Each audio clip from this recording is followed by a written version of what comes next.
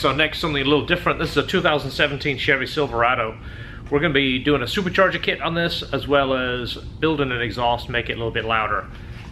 The way the running boards are on the vehicle right now is in the same spot as where the exhaust tip is to be placed. So first idea was to change the running boards to like a 3/4 length, but after reviewing the running boards, I think we can cut those, modify them, and then re-powder coat, so it will save a little bit of money and take a little bit more time, but it'll give us the desired look and the room that we're looking for.